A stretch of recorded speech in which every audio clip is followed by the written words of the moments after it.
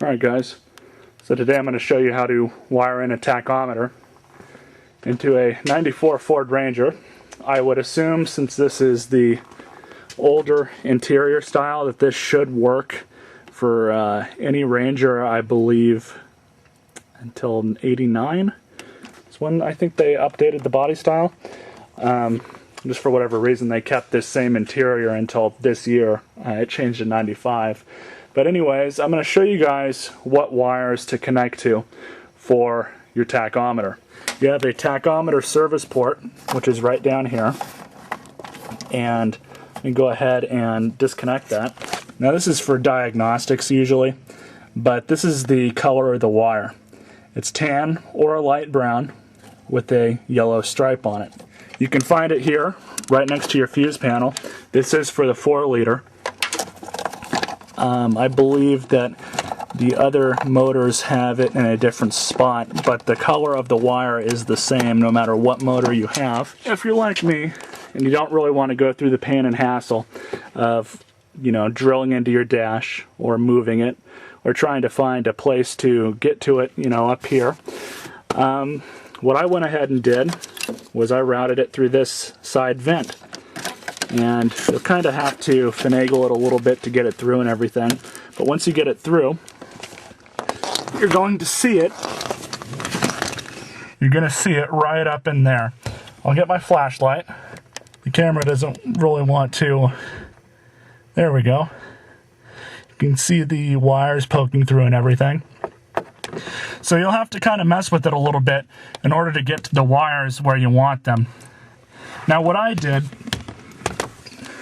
is I used one of these great little tools. I love these. They're called long mechanical fingers. They're really great for getting at something in a really tight spot. You can bend them like that. And I believe these were only like $4 or $5 at Lowe's, and it came with a little mirror too, which I needed one of those anyways. So what I did was I had this small bundle of wires all tied up and everything so they would all come together. Ignore that one for now. We'll get to that in a minute. Grabbing onto the green one like this, because that one's the longest and it just happened to be the easiest to get to. And I took it, pulled it through. And at the same time, I did kind of help it through with my arm up here like this, and my head was down in here doing that. But it was relatively easy to do. This is the tachometer that I'm putting in. I actually had this tachometer in my old Ranger, which was a 5-speed. This one's unfortunately an automatic. But I just ripped this one out of my old truck, which was wrecked, and now I'm going to wire it into this one. Why not? Just going to sit there and rot otherwise, and really can't resell them for all that much money. Now this one's actually the wire for the dimmer switch, which mine's right here. I'm not going to hook it up yet because the bulb in this thing's actually burnt out, so I do need to replace it. So I'm not going to bother hooking this one up yet, though I will tuck this white wire in here, just so it's kind of out of the way and not showing. Okay, so what I ended up having to do was route the wire through the firewall. That's the hood release cable. And I wired it in right to that signal area. As you can see, there's the power and ground. But over here is the signal wire that's going through the firewall.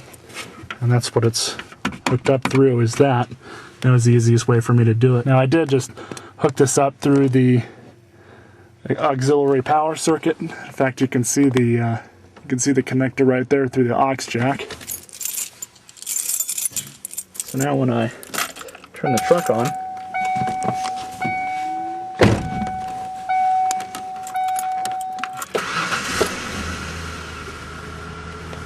not too bad.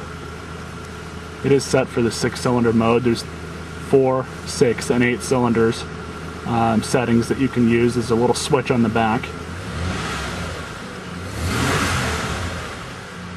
Works pretty good. I'll show you guys the shift points on the way back. Now, as I said, it is unfortunately an automatic, but why not put a tach in it if you have one available that's not being used?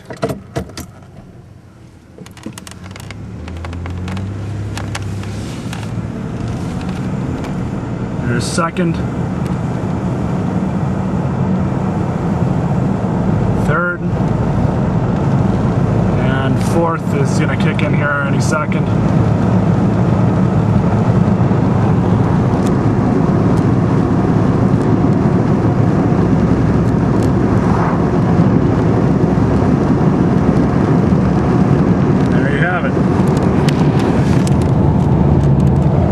55 miles an hour, and that's what I'm idling at.